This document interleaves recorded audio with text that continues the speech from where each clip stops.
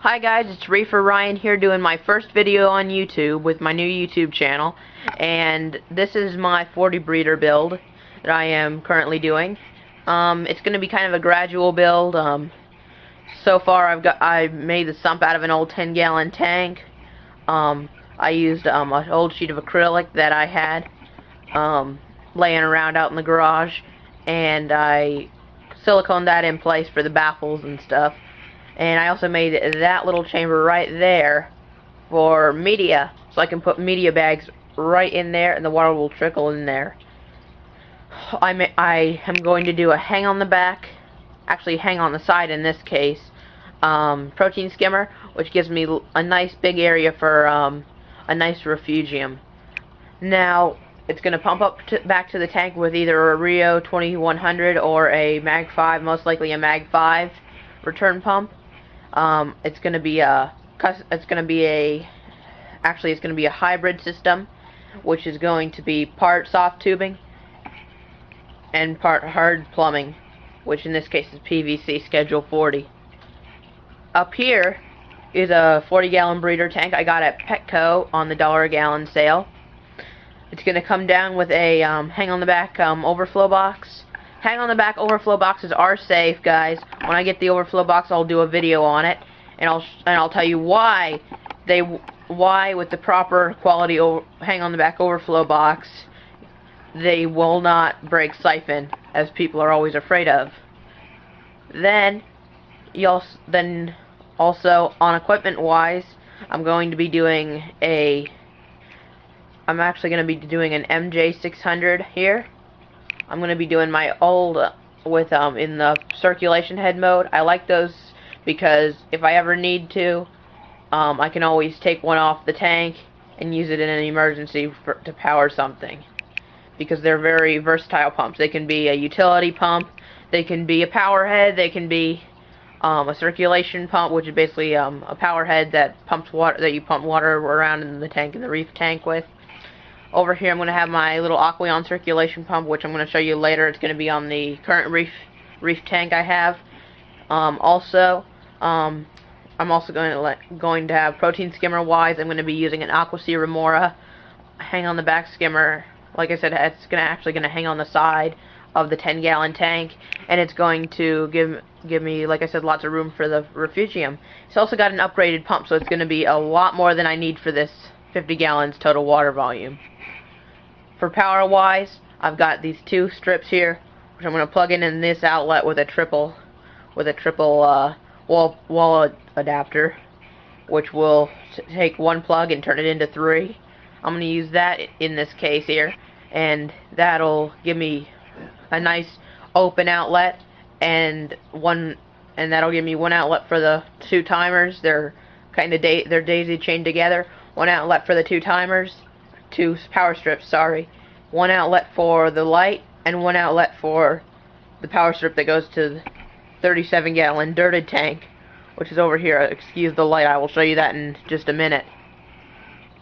In this tank here, I'm going to most likely be doing two pillars, so one pillar on each side here, and those along with probably a bridge going over them.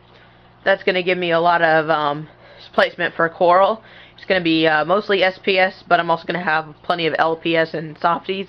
I am really addicted to any kind of coral in the reef tank.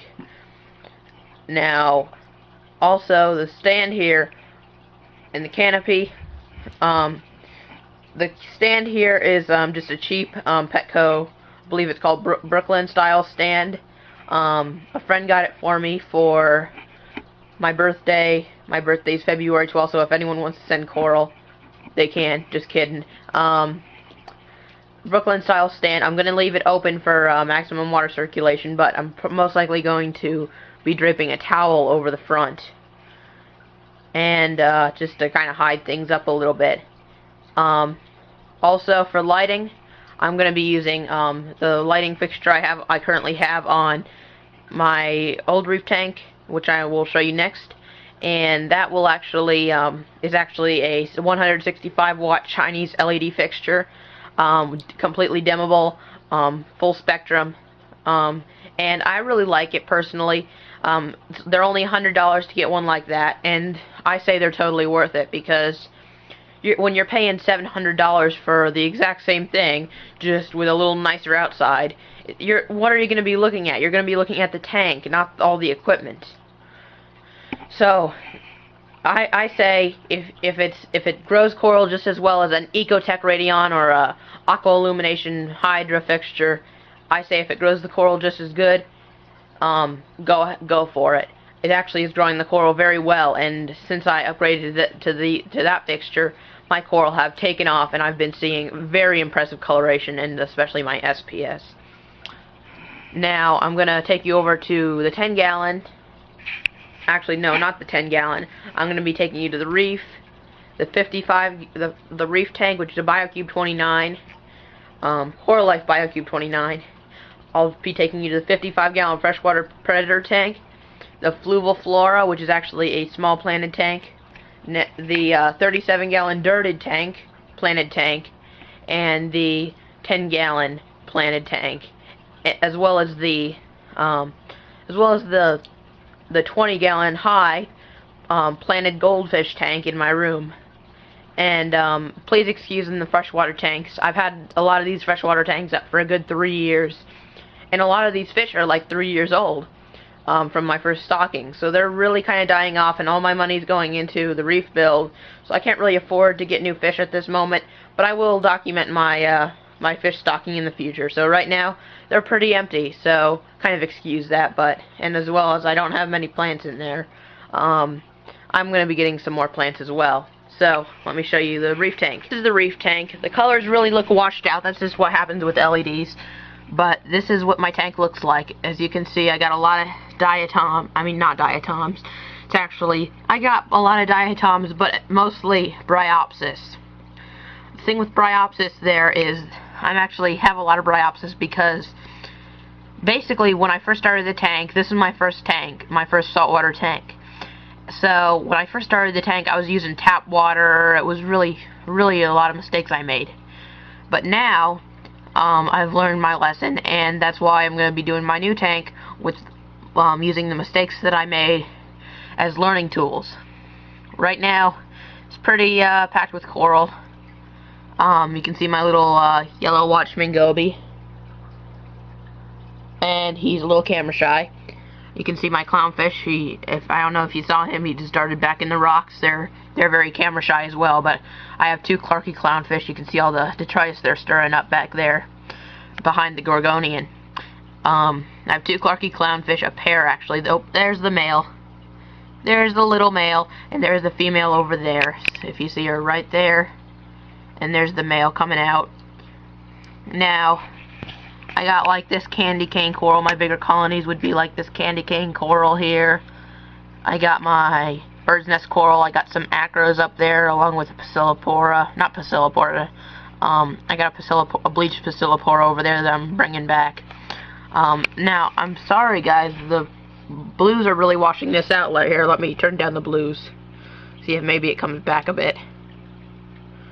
It's not helping much, but anyway, this is the tank here. Got my big rusty Gorgonian there. I love that coral. There's the female coming out there. The Bryopsis is because I used tap water, and when you used, in my case with the tap water, it was full of like nitrates and phosphates. In periods of sustained high nutrients, what happens is it actually bonds with the hard surfaces in the tank, such as the rocks, sand mainly, some on the glass. And what happens then is, when you get your nutrients back down low, is it's slowly released into the tank, and that causes algae blooms that just won't go away.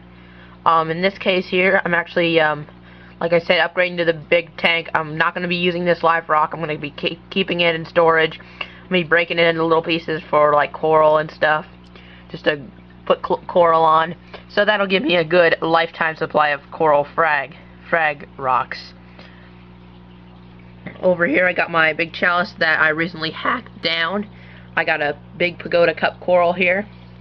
I have my ultra rare red and blue Fungia plate coral. It's actually got a blue center. excuse for the camera not focusing. Let me see. It's not focusing. Sorry, guys. And I got my red mushrooms, my bleached. Actually, it's a red and pink. I mean, green and pink. Passiflora damicornis. That one right there. Up there, I actually have a sand dollar montipora. They're really neat. I think everyone should get one because they're very hardy and they have good polyp extension. Over here is actually a one that I kind of rescued from a friend. That is a Jedi Mind Trick Montipora undata, and that one there just is not getting good coloration. That one up there is a tricolor bird's nest frag that's been growing good for me. That one over there is it's actually a purple stylophora. That one right there, let me zoom in here. That one right there is actually called a purple Acropora velatia. That one over there is a green millie. I don't know why the polyp extension is not showing up on camera. I think it's I'm not sure actually. Just let me see if it'll zoom in and you can see it. No, you can't see it, but it is good and getting good polyp extension. It's just the camera's not picking it up. You might see it on, well, in this case on the screen at least. You might see it when the video comes on YouTube. And that's actually a red planet Acropora. That one there is actually a Montipora undata, just a regular common Montipora undata. That's called a rainbow Montipora. It's basically a Superman Montipora, but with orange instead of red polyps. You zoom out here. That one over there is an orange Montipora capricornis.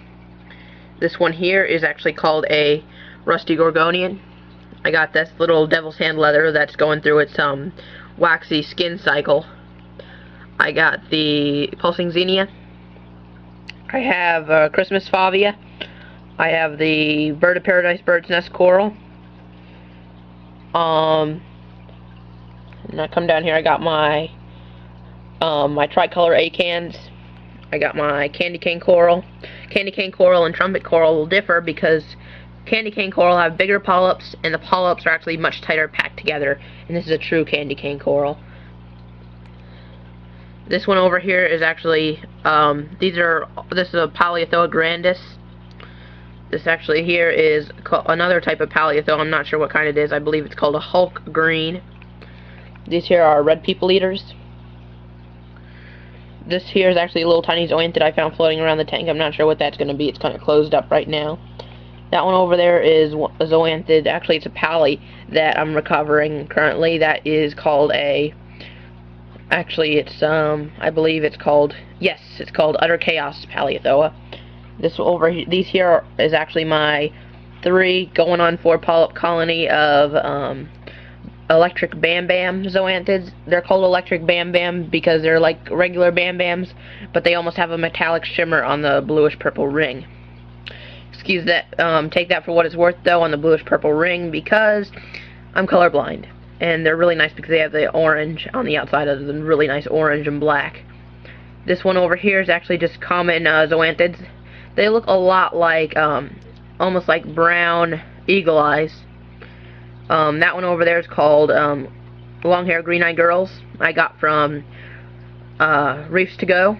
Over here is actually my huge colony of, they're actually called magician paleothoas. Over there I got my yellow star polyps. Over here I got my frog spawn coral. And back there I have some waving hand polyps. Excuse that glass there, it's not clean. And back there I got some waving hand polyps, and down there I have a bleached rose bubble tip anemone, which the light is currently bringing back. Starting to get a little bit of color. It's not showing up on camera, but he's starting to get just a tad bit back on him. See a little hermit crab back there, the fish again, the female up there. This is the tank. I also have a large banded serpent starfish in there that does not like to come out. This is a predator tank. Here's the Oscar here. I got a big Oscar here. I got some African cichlids. Got my convict. I got another African cichlid that's his corner up there.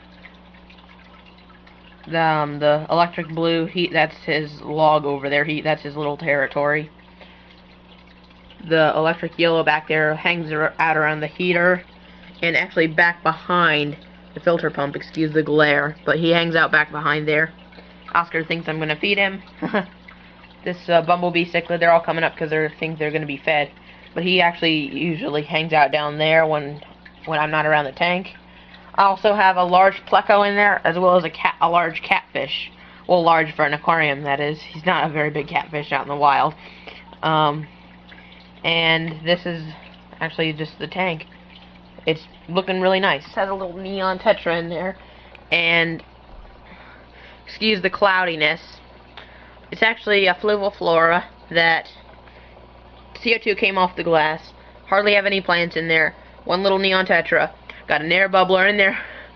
I believe I'm going to be doing this for guppy breeding, since guppy breeding with dense plants. You can see I got a little snail back there. But anyway, it's just a little cloudy. It'll clear up in a little bit. The dirted tank, Bosemani rainbow fish, and a green severum. Got some plants in here. Jungle Val. I got some Cripwindetty. I've got some. Actually, they're kind of very close together, but that one over there, that leaf, it goes to a dwarf water lily, and that leaf right up there goes to a red tiger lotus. Got actually, that's a sword, Amazon sword, and also over here I've got that one there is actually called an onion plant because they have an onion-like bulb. Don't know if you can see it down there. Let me zoom in. That's the onion-like bulb top. 10-gallon planted tank. It's got a neon tetra and a actually it's got a blue gourami in there.